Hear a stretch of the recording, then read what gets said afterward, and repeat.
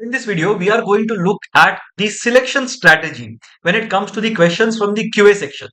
तो QA में ऐसे कौन से क्वेश्चन है जो हमें सिलेक्ट करने चाहिए, कौन से क्वेश्चन है जिनको रिजेक्ट करना चाहिए, कब उन्हें सॉल्व करना चाहिए, कैसे सॉल्व करना चाहिए, सारी चीजें देखेंगे इन दिस पर्टिकुलर वीडियो।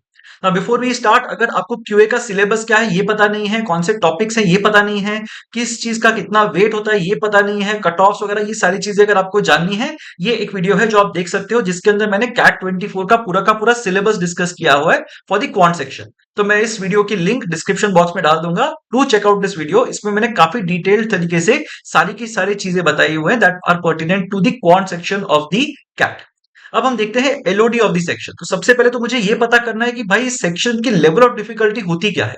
तो अगर मैं लास्ट 4 साल के कैट को एनालाइज करूं तो कैट 2020 में मैंने देखा था कि 10 क्वेश्चंस जो थे ना उनको मैं इजी क्लासिफाई कर सकता था, 14 को मॉडरेट और 2 को डिफिकल्ट। अब मैं इनको इजी मॉडरेट डिफिकल्ट कैसे क्लासिफाई कर रहा हूं, तो एक तो ऑफ कोर्स मेरा खुद का परसेप्शन है कि मैंने ये सारे टेस्ट देखे हुए हैं, तो मुझे क्या लगता है कि ये क्वेश्चन कितने लोगों को इजी लगा होगा, मॉडरेट लगा होगा, डिफिकल्ट लगा होगा।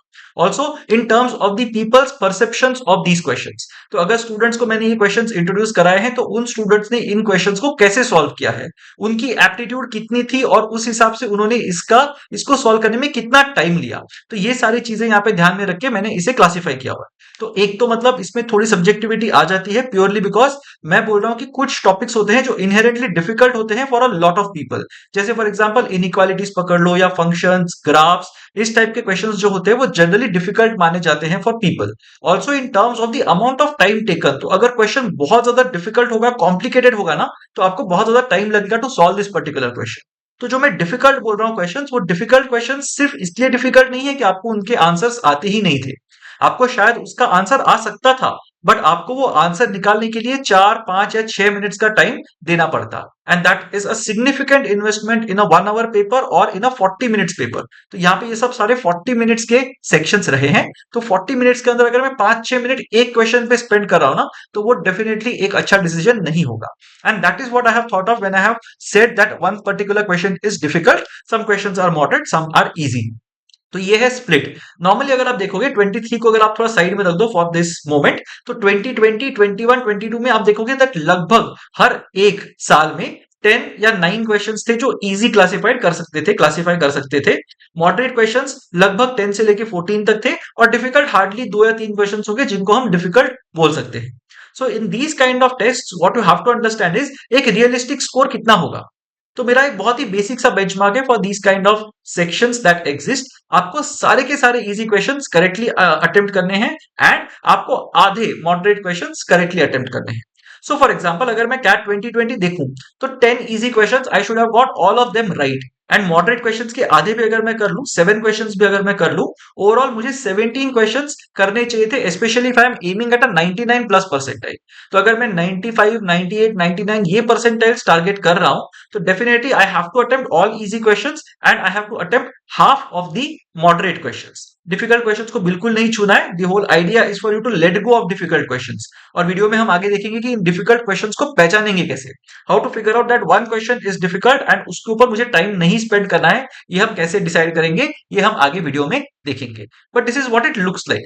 Cat 2023 was an exception to this rule because उसके अंदर इजी क्वेश्चंस ना के बराबर थे। हर स्लॉट के अंदर अगर आप देखोगे तो 2 या 3 क्वेश्चंस होंगे जो मुश्किल से जिनको मैं इजी बोल सकता हूं, बाकी सारे क्वेश्चंस जो थे वो मॉडरेट या डिफिकल्ट थे।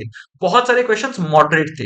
तो यहाँ पे अगर आपको एक डिसेंट स्कोर चाहिए था इन कैट 2023, अगर आपको 98, 99 परसेंटाइल चाहिए होता इन कैट 2023, आप वो वीडियो में जाके देख सकते हो कि एग्जैक्टली 99 परसेंटाइल को कितना स्कोर करेस्पॉन्ड कर रहा था। बट यहाँ पे अगर एक बेंचमार्क देखा जाए तो 2 easy answers I should have been able to answer correctly, 2 easy questions, and out of the 15, 7 और 8 क्वेश्चंस मेरे से ठीक से बनने चाहिए थे। So I am looking at a score of around 27 to 30 marks when it comes to the 99th percentile. एक बार जाके वो वीडियो देख लेना and try to see if the hypothesis works और नॉट। बट मेरा बेंचमार्क यही रहेगा, सारे easy questions plus half of the moderate questions you have to attempt. तो अब ये तो मुझे पता चल गया कि मुझे कितने अटेम्प्ट करने हैं। अब आपको ये समझना है कि आपको ये इजी क्वेश्चंस क्यों ज्यादा अटेम्प्ट करने चाहिए और मॉडरेट क्वेश्चंस आधे क्यों अटेम्प्ट करने चाहिए। तो आपका स्कोर का पिरामिड ना ऐसे बनेगा। अब यहाँ पे जो मैं लिखा हूं, यहाँ पे इजी नीचे, मॉडरेट ऊपर, डिफिकल्ट उसके भी ऊपर, ये एक पिरामिड स्ट्रक्चर है। And this pyramid structure is not anything but the number of people who are going to get these category of questions right. तो इजी क्वेश्चन सही करने वाले बहुत सारे लोग आपको मिल जाएंगे, मॉडरेट क्वेश्चन सही करने वाले उससे थोड़े कम, और डिफिकल्ट क्वेश्चन सही करने वाले बहुत ही कम लोग आपको मिलेंगे। अभी आपको ये समझना है कि कैट के अंदर there is one fundamental rule that you have to understand. Every correct answer is going to give you 3 marks. अभी वो इजी क्वेश्चन का आंसर आप दे दो, डिफिकल्ट क्वेश्चन का दे दो, तुक्का मारो, जो भी करो, the process does not matter. आपने कितना टाइम स्पेंड किया है या क्वेश्चन कितना डिफिकल्ट है वो बिल्कुल मैटर नहीं करता। अगर आपको आंसर सही आया है आपको 3 मार्क्स मिल जाएंगे सीधे सीधे, बिना कोई क्वेश्चंस के, बिना कोई इश्यू के आपको 3 मार्क्स डेफिनेटली क्रेडिट हो जाएंगे आपके स्कोर के अकाउंट में। राइट, तो यहां पे मैं बोल रहा हूं कि अगर आप इजी क्वेश्चन करते हो तो भी आपको 3 मार्क्स मिलते हैं, अगर आप डिफिकल्ट क्वेश्चन करते हो तो भी आपको 3 मार्क्स मिलते हैं। तो आपको कौन सा क्वेश्चन करना चाहिए? डेफिनेटली आपको इजी क्वेश्चन करना चाहिए ना, क्योंकि वो जल्दी सॉल्व होगा आपसे, and that will give you time to solve more questions. और जितने ज्यादा क्वेश्चन आप सॉल्व करोगे उतने ज्यादा आपके राइट होंगे, जितने ज्यादा आपके राइट होंगे उतने ज्यादा आपको मार्क्स मिलेंगे, जितने ज्यादा आपको मार्क्स मिलेंगे उतना बेटर आपका परसेंटाइल होगा, और जितना बेटर आपका परसेंटाइल होगा उतनी आपको खुशी ज्यादा होगी, is what I am assuming. अब यहाँ पे अगर मैं देखता हूँ कि इजी क्वेश्चन कौन सॉल्व करता है, तो ये इजी क्वेश्चन सॉल्व करने वाली जो पॉपुलेशन है ना, वो कंसिस्ट करती है प्रिपेयर्ड लोगों की, अनप्रिपेयर्ड लोगों की, good people, bad people, everybody gets easy questions right. अब इजी क्वेश्चंस वो होते हैं जिनको आप बहुत इजीली कर सकते हो, क्योंकि उसमें कॉन्सेप्ट बहुत ही बेसिक वाले टेस्ट होते हैं, नंबर्स बहुत ही इजी होते हैं, पैरामीटर्स हम देखेंगे अगली स्लाइड्स में। बट आपको ये पता होना चाहिए कि इजी क्वेश्चंस जो है ना वो सारे लोग सॉल्व करेंगे। तो अगर आप डिफिकल्ट क्वेश्चन सॉल्व कर रहे हो सिंपली बिकॉज आप एक प्रिपेयर्ड एस्पिरेंट हो, बिकॉज आपने मॉक टेस्ट के अंदर ऐसा ही एक डिफिकल्ट क्वेश्चन सॉल्व किया था, तो आप एक बहुत बड़ी गलती कर रहे हो। क्योंकि इजी क्वेश्चंस करके कोई और जो स्टूडेंट होगा जो अनप्रिपेयर्ड होगा वो आपके जितने ही मार्क्स निकालेगा आपसे कम टाइम लेके, and that is going to be a problem for you. So make sure that you are attacking all the easy questions first in your first round. आप जब भी कोई क्वेश्चन देखते हो अगर वो easy classified होता है आपके हिसाब से, definitely go ahead and attempt it correctly, because that is going to be attempted by a lot of people around you. Next आता है मॉडरेट क्वेश्चन। अब मॉडरेट क्वेश्चंस वो होते हैं जो प्रिपेयर्ड लोग करते हैं, good people do and अनप्रिपेयर्ड people do. Why do अनप्रिपेयर्ड people do this? Because they fall into the trap. ये जो मॉडरेट क्वेश्चंस होते हैं ना ये दिखने में थोड़े इजी होते हैं, बट देन जैसे आप सॉल्व करना चालू करते हो ना इसको, आपको समझ में आता है कि आप बहुत ज्यादा इसमें टाइम स्पेंड कर रहे हैं। And अनप्रिपेयर्ड people don't really care about the amount of time they have, तो वो आराम से इसे सॉल्व करते जाएंगे, ठीक है, एंड वहां पे वो लूज करेंगे। और जो प्रिपेयर और जो अच्छे स्टूडेंट्स होते हैं जिनका क्वांट जो है ना वो एक स्ट्रॉन्ग होल्ड होता है, वो लोग डेफिनेटली मॉडरेट क्वेश्चंस में से भी कुछ क्वेश्चंस को अटेम्प्ट करेंगे, क्योंकि उन्होंने इतनी प्रैक्टिस की होती है कि उनको मॉडरेट क्वेश्चंस भी इजी लगने लग जाते हैं। And that is why I would suggest that you do half of the moderate questions that exist. और डिफिकल्ट क्वेश्चंस वो होते हैं ना जो सिर्फ प्रिपेयर्ड कैंडिडेट्स या तो गुड कैंडिडेट्स ही अटेम्प्ट कर पाते हैं। और यहाँ पे मेरा ऑब्जेक्टिव क्या है? मेरा ऑब्जेक्टिव ये नहीं है कि मैं प्रिपेयर्ड कैंडिडेट्स में फर्स्ट आ जाऊं, no, my objective is to make sure that जो भी अनप्रिपेयर्ड स्टूडेंट्स हैं जिनका भी मैथ्स स्ट्रॉन्ग होल्ड नहीं है, उन स्टूडेंट्स को मुझे पीछे डालना है। वो मेरा एक सिंगल माइंडेड फोकस है। अगर मैं उन लोगों को पीछे डालूं then I am in elite company. अगर मैं ये सोचूं कि मुझे सारे आईआईटीएंस और एनआईटीएंस को मैथ्स में बीट करना है, that is not going to be a good objective to have, because then you will be focusing a lot on the difficult questions, जो हमें डेफिनेटली नहीं करना है। तो अपने ईगो को साइड में रखिए, अपने बिलोंगिंग्स के साथ टेस्ट लैब के बाहर रखिए, then go for this particular test and then attempt questions that you think all the people are going to be able to attempt. उसके बाद attempt those questions that you think you will be able to attempt. ठीक है, तो पहले बाकी लोगों का सोचना है हमें, contrary to the popular belief। बाकी लोग जो सॉल्व करेंगे वो मुझे पक्का सॉल्व करना है, और जो बाकी लोग नहीं कर पाएंगे उसे मुझे नेक्स्ट राउंड में सॉल्व करके मेरे स्कोर को एक अलग लेवल पे लेके जाना है। So this is basically how your score is formed. Always do the easy questions first, only then go for the difficult questions. अब यहाँ पे चूज कैसे करेंगे, तो ये है हमारा वीडियो का क्रक्स। यहाँ पे मैंने 4 पैरामीटर्स डिफाइन किए हैं जिसके हिसाब से आप अपने क्वेश्चंस को चूज कर सकते हो कि भाई ये क्वेश्चन मेरे हिसाब से इजी है या मॉडरेट है या डिफिकल्ट। तो यहाँ पे चूज कैसे करेंगे? सबसे पहला पैरामीटर मेरे पास है वो है कॉम्प्लेक्सिटी। अब क्वेश्चंस जो होते हैं ना वो कॉम्प्लेक्स भी हो सकते हैं, सिंपल भी हो सकते हैं, समझ में आ सकते हैं, बिल्कुल समझ में नहीं आएंगे, ऐसे भी हो सकते हैं। तो कॉम्प्लेक्सिटी आपके ऊपर डिपेंड करती है। मैं आपको एक दो एग्जांपल्स दूंगा इसके अगले स्लाइड्स में, जहां पे I will talk about the complexity of a question. But in general अगर आपने वैसे टाइप का क्वेश्चन देखा हुआ है, एग्जैक्टली उस टाइप का क्वेश्चन देखा हुआ है, then of course it is less complex. एंड अगर आपने वो क्वेश्चन टाइप कहीं पे देखा हुआ ही नहीं है, या फिर उसमें बहुत सारे वेरिएबल्स आ जाते हैं। जैसे मैं बोलता हूँ, let's say for example, I have to find all the elements in a particular set. तो एस आई करके एक सेट है जिसके अंदर सारे एलिमेंट्स आते हैं, और उन एलिमेंट्स के दो टाइप्स हैं कि भाई ये अगर एक्स आई अगर लेस देन और इक्वल टू 3 होगा तो कुछ एलिमेंट बनेगा, वाई आई अगर लेस देन और इक्वल टू 5 होगा तो कुछ अलग एलिमेंट बनेगा, and so on. If it is that complicated, it does not make sense for you to sit and think about this question, कि ये क्वेश्चन कहना क्या चाह रहा है। वहां पे आप अपना टाइम वेस्ट कर रहे हो, राइट? तो कॉम्प्लेक्स है या नहीं, ये मेरा फर्स्ट क्राइटेरियन है। और हर एक चीज को या तो मैं ग्रीन बल्ब दूंगा या तो मैं रेड बल्ब दूंगा। तो या तो वो कॉम्प्लेक्स है या तो वो नहीं है, तो मुझे यहाँ पे बाइनरी में सोचना है। सेकेंड चीज मैं देखूंगा कि भाई ये एरिया मेरी स्ट्रेंथ है या वीकनेस है। अगर ये एरिया मेरी स्ट्रेंथ है, I will give it a green bulb. अगर वो एरिया मेरी वीकनेस है या फिर ये टॉपिक या क्वेश्चन टाइप मेरी वीकनेस है, then I will give it a red bulb. तो ये समझना है कि भाई मैं ग्रीन बल्ब दूंगा या रेड बल्ब दूंगा इस पर्टिकुलर क्वेश्चन टाइप को। तो क्वेश्चन लेवल पे मुझे सोचना है। मुझे ये नहीं सोचना है कि अरे तो मैथ्स है ना, मैथ्स में तो सब कुछ ही रेड बल्ब है, ऐसा बिल्कुल नहीं होता। There will be some green bulbs on the basis of the questions, and there will be some red bulbs on the basis of the questions again. But वो आपकी स्ट्रेंथ है या वीकनेस है, ये आपको मॉक एनालिसिस कर करके पता चल जाएगा। Then I am looking at the options. अगर मेरे ऑप्शंस बहुत ही ज्यादा क्लोज हैं, लेट्स से मेरा एक ऑप्शन है 1.61, एक ऑप्शन है 1.63, एक ऑप्शन है 1.65, एक ऑप्शन है 1.67, now I am suppose to calculate it properly up to 2 decimal places, तो यहाँ पे ना ये मेरे लिए थोड़ा सा नेगेटिव हो जाएगा। Then I might be inclined towards not attempting this question properly. अगर मेरे पास ऑप्शंस है ही नहीं, लेट्स से टीटा क्वेश्चन है, TITA question as a blanket rule you have to attempt कुछ भी हो जाए। अगर आपको क्वेश्चन समझ में भी नहीं आ रहा, आप उसमें कुछ तो एक तुक्का मार के आ जाओ आंसर, ठीक है? अगर कहीं पे बोला गया कि ये लोग जो है ना वो 7 दिन में काम कर लेते हैं, तो अगर 3 लोग आ जाते हैं तो कितने दिन में काम करेंगे? तो अगर 2 लोग मिलके 7 दिन में काम कर रहे हैं, तो तीसरा इंसान आने से वो टाइम कम हो जाएगा ना। तो आप 1 से लेके 6 तक कोई भी नंबर गेस कर लो और निकल जाओ वहां से, अगर वो टीटा क्वेश्चन है तो। ठीक है? तो don't really get into over thinking theta questions, but अगर टीटा क्वेश्चन है तो उसे अटेम्प्ट करना भी बिल्कुल जरूरी है। बट अगर ऑप्शंस फ्रेंडली लग रहे हैं, अगर ऑप्शंस हैं 5, 25, 50, 75, दूर दूर है, प्रॉपर नंबर्स है, इंटीजर्स है, definitely you can go head and attempt that particular question. The last thing that I'm looking at is the kind of numbers that have been used in a question. अब जब मैं numbers बोलता हूं, मैं सिर्फ pure numbers की बात नहीं कर रहा। कभी कभी आपके क्वेश्चंस में नंबर्स हो सकते हैं, बट वो कॉम्प्लिकेटेड तरीके से आपको दिए जा सकते हैं। और कुछ कुछ क्वेश्चंस होंगे जहां पे नंबर्स ही गड़बड़ होंगी। तो नंबर्स में आपको दिया होगा 801.136, ऐसे कुछ नंबर दिया होगा। Now you don't know what is 808.136, तो कोई तो रैंडम नंबर लग रहा है। ठीक है? तो वो आपको थोड़ा केयरफुल रहना है उस कॉन्टेक्स्ट में, कि अगर नंबर बहुत ज्यादा टेढ़ा लग रहा है आपको, definitely don't go into that question, because if you are not friendly with numbers, you will struggle with that particular question. तो ये 4 चीजें देखनी है। We will look at it in the context of a couple of questions, so that आपको समझ में आए कि इनको यूज कैसे करना है। The next thing that we are looking at is solve करना है कि नहीं करना है।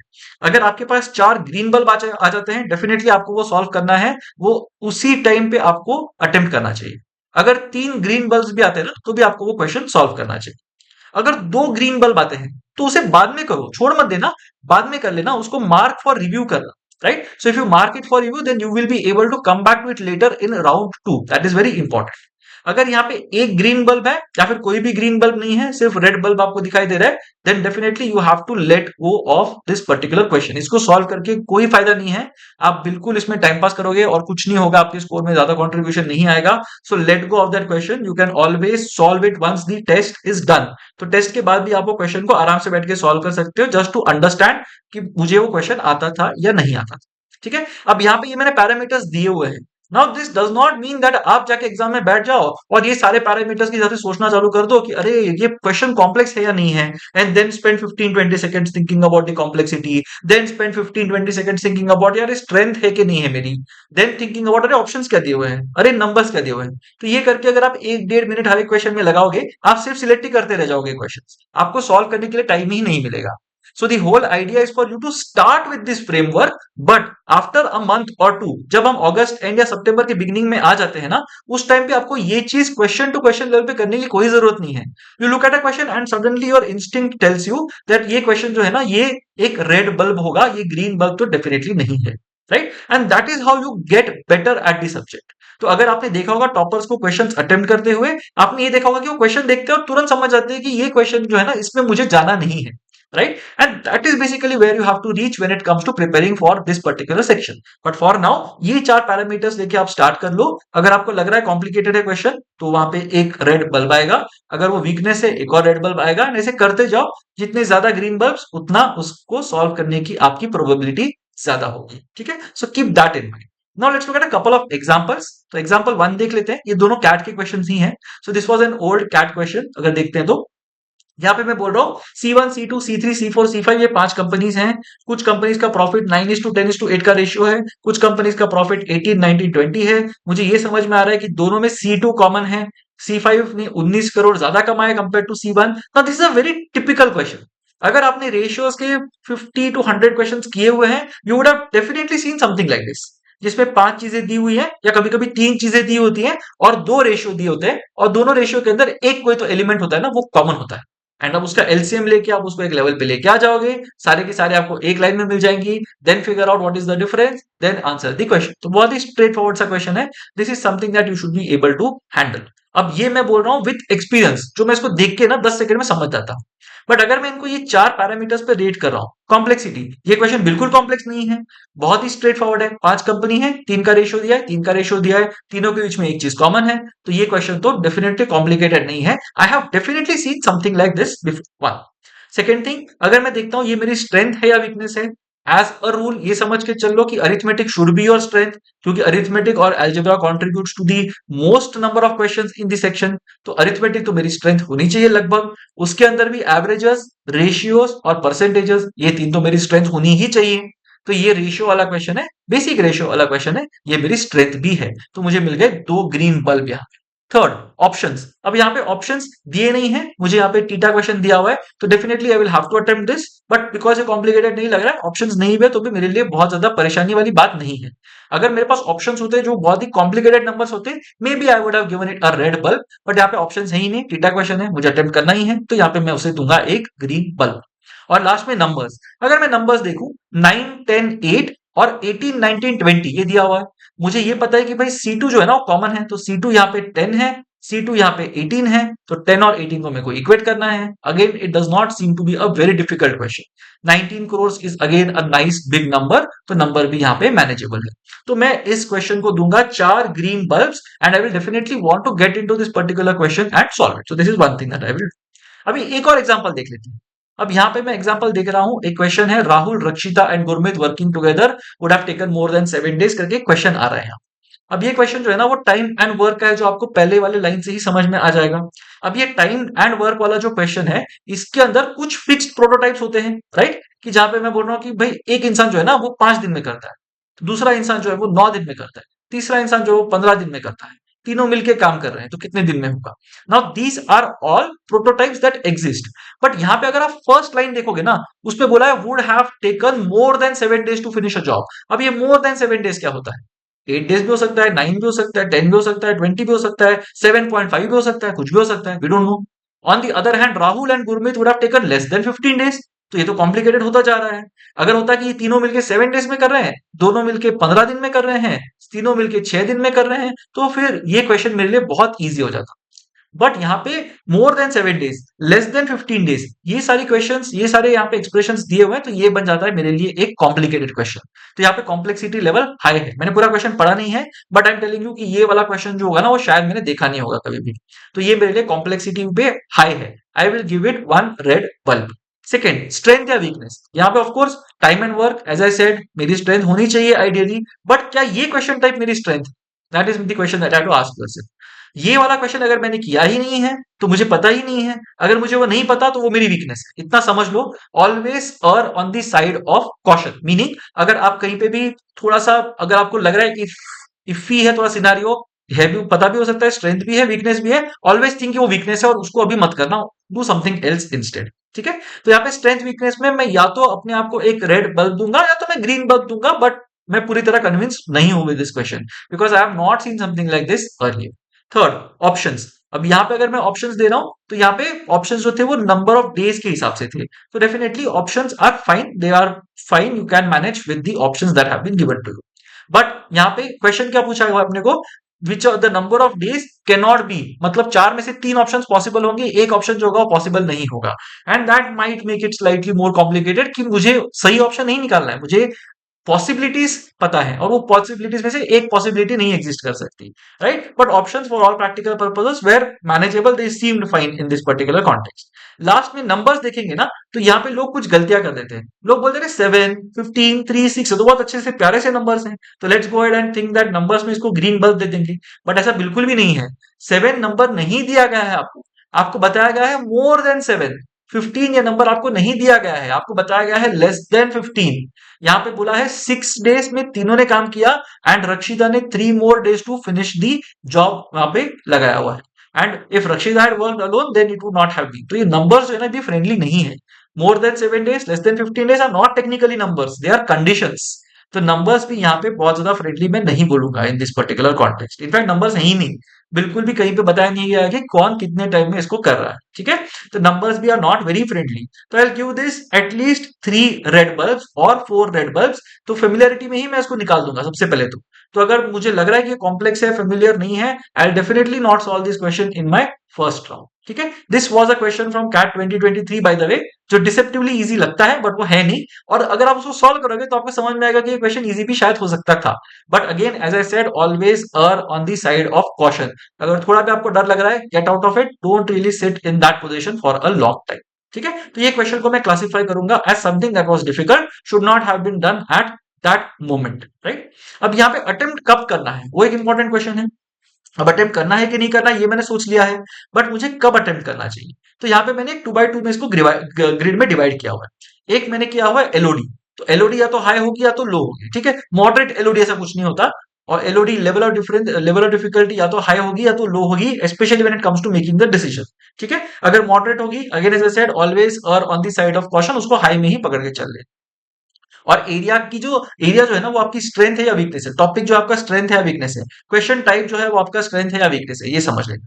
अगर आपकी स्ट्रेंथ वाले एरिया में से क्वेश्चन है, राइट, और अगर लेवल ऑफ डिफिकल्टी लो है, उसे अभी के अभी करना जरूरी है, you have to do it right now, ठीक है?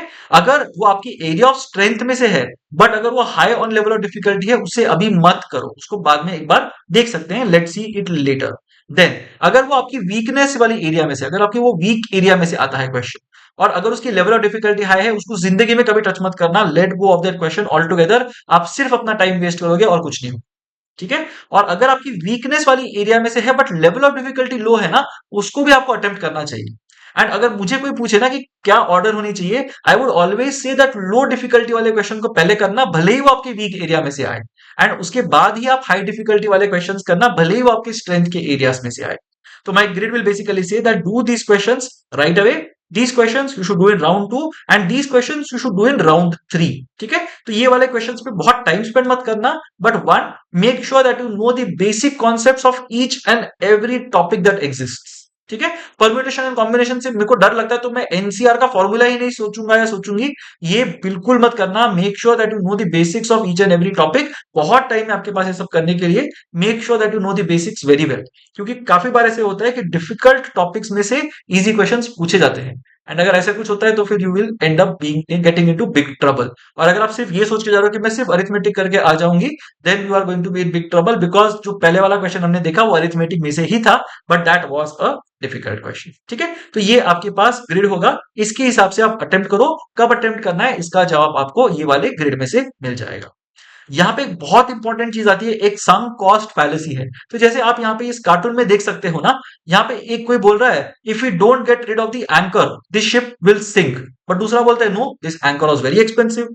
तो यहाँ पे एग्जैक्टली यही चीज होती है एग्जाम में भी।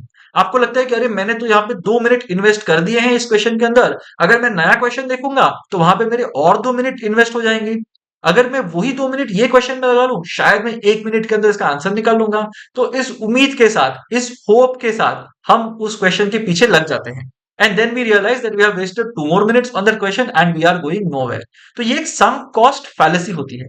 इसके अंदर ये होता है कि just because you have spend some time doing something does not mean that you have to continue to do that particular thing. हमको हमेशा ये लगता है कि हम कोई भी अगर बैटल में घुस गए हैं तो हमको वो जीत के ही बाहर निकलना है, बट ये एटीट्यूड से हमें बाहर रहना है। We have to let go of a lot of questions at a lot of times, and again as I mentioned, आपको अपनी ईगो को क्लास रूम के बाहर या लैब के बाहर रख के फिर टेस्ट देने के लिए अंदर जाना है। ठीक है, तो यहाँ पे सम कॉस्ट फैलेसी होती है। Just because you spend time on a question does not mean that you should continue with that particular question. तो क्वेश्चन को छोड़ना कब चाहिए? तो यहाँ पे आपको क्वेश्चन के साथ कभी भी फाइट नहीं करनी है। You are not there to fight the question. You are there to outscore as many people as you can. तो ऑब्जेक्टिव बहुत ही सिंपल रखना। ये एक रिलेटिव टेस्ट है जिसमें आपको बाकी लोगों से ज्यादा स्कोर निकालना है। ठीक है, आपको क्वेश्चंस 100% क्वेश्चन सॉल्व करके नहीं आना है यहाँ पे। तो absolute percentages don't matter at the CAT. आपको सिर्फ ये समझना है कि भाई अगर मैं ये क्वेश्चन कर रहा हूं तो मैं बाकी लोगों से बेटर डिसीजन ले रहा हूं या बाकी लोगों से खराब डिसीजन ले रहा हूं। और अगर मुझे लग रहा है कि ये डिसीजन गलत है मेरा, I will leave that question, I will not do that question at all. I might try it after the test just to sake my just for the sake of my curiosity, but उसके अलावा मैं उस question के पीछे definitely नहीं भागूंगा during the test. So do not fight the question.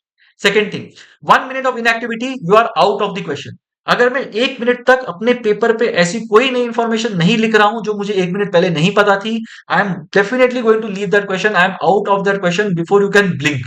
ठीक है, तो मैं बिल्कुल सोचूंगा नहीं इसके बारे में, करे मैंने 1 मिनट यहाँ पे इन्वेस्ट कर दिया, मैं क्या करूं? नहीं, अगर मैं 1 मिनट तक उसको क्रैक नहीं कर पा रहा हूं, आई am out of this question. I do it a lot of times, यहाँ पे 30-40 सेकंड्स की इनएक्टिविटी में भी मैं बाहर निकल जाता हूँ क्वेश्चन से। So again as I said, always err on the side of caution. अगर आप कुछ लिख नहीं पा रहे हो, अगर आप कुछ नया समझ नहीं पा रहे हो, get out of the question and ensure that you are not looking at it for the next couple of minutes or so. दूसरा कोई क्वेश्चन कर लो, उसके बाद you can come back to it. For that, you have to trust your brain. Now, as I say in a lot of my sessions, the human brain is a wonderful organ. बहुत सही तरीके से वो design हुआ है, evolve हुआ है, and now if you look at it, your brain can do multiple things at once. You might be looking at this video, but you might also be wondering what is there for food. You might also be thinking about what's going on in your office or in your college. You might be thinking about what your friends are doing. आपकी evening के या next day के plans क्या होंगे, आप मॉक्स में क्या करने वाले हो, आप इसको इंप्लीमेंट करके कैसे विजुअलाइज करते हो अपने आप को सक्सेसफुल होता हुआ, राइट? ये सारी चीजें आपके ब्रेन एक साथ करने वाला है, राइट? एंड आपको ये पता होना चाहिए कि भाई your brain is capable of doing all this things, right? So evolution has made our brain such that we have two different modes of thinking. One is focused, one is diffused. Focused वाले के अंदर you are exactly focusing on the thing that you are doing at that moment, and diffused वो है जो पीछे से बहुत सारी अलग अलग चीजें कर रहा है।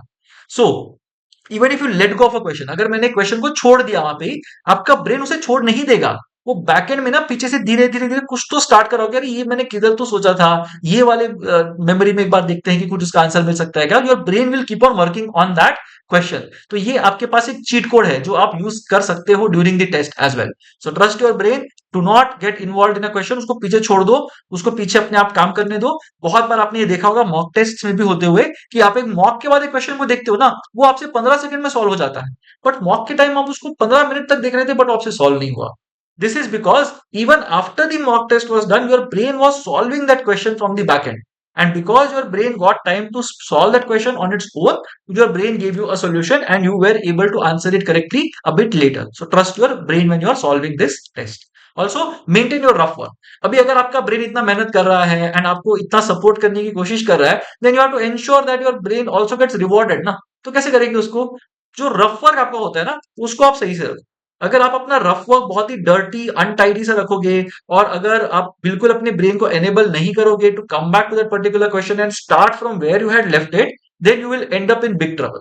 सो मेक श्योर कि आपका रफ वर्क जो है ना वो बहुत ही स्पिक एंड स्पैन है, मस्त आपने लिख के रखा हुआ है, हर एक क्वेश्चन आपने अलग ब्लॉक में लिखा हुआ है। बहुत पेपर मिलता है आपको कैट के टाइम पे, तो बिल्कुल पेपर कंजर्व करने की जरूरत नहीं है in that particular test. Make sure that you are maintaining your rough work very well, neat and clean होना चाहिए। हैंड राइटिंग खराब हुई तो चलेगा, but make sure that your rough work is very well maintained so that you can come back to the question and solve it. But अगर 1 minute तक आप कुछ नहीं कर रहे हो क्वेश्चन पे, let go of that question, वो sunk cost fallacy से दूर रहो, you should be fine. So with all these insights, I am sure you will be able to choose your questions better when it comes to the CAT. अब यहाँ पे अगर आपने ये वाली वीडियो नहीं देखी हुई है, crack CAT in 6 months, make sure that you look at this particular video so that you are able to formulate a strategy, a month wise strategy going ahead and cracking this particular test. Also हमने यहाँ पे एक initiative लिया हुआ है जहां पे daily drill करके हम यहाँ पे एवरी डे एक टेस्ट सॉल्व करते हैं in front of you. So you get to try the test on your own. एक 20 मिनट्स की टेस्ट होती है that you can solve on your own, and उसके बाद in the evening I will come and discuss that test with you. तो सारे के सारे क्वेश्चंस की डिटेल्ड वीडियो सॉल्यूशंस होंगे जहां पे I will sit and explain to you. और आपके कोई डाउट है, आपको कुछ समझ में नहीं आ रहा है, या even outside of this thing अगर कुछ है, we can interact during these workshops. So make sure that you are tuning in for this workshops, you are taking all these tests on a daily basis। Selection के videos जो है वो आप देख लीजिए, जिससे आपकी सिलेक्शन बेटर होगी, आप बहुत अच्छे तरीके से स्ट्रेटेजाइज कर पाओगे in terms of the CAT. अगर आपको ये वीडियो पसंद आई है, do like this particular video and do let us know in the comment section what you thought about this particular video. अगर आपकी कोई और सजेशंस हैं, again let us know and we'll be more than happy to entertain you. अगर आपको लगता है कि ये चैनल आपके लिए यूजफुल है, do subscribe to this channel and do share it with all your friends whom you think will benefit from this particular initiative।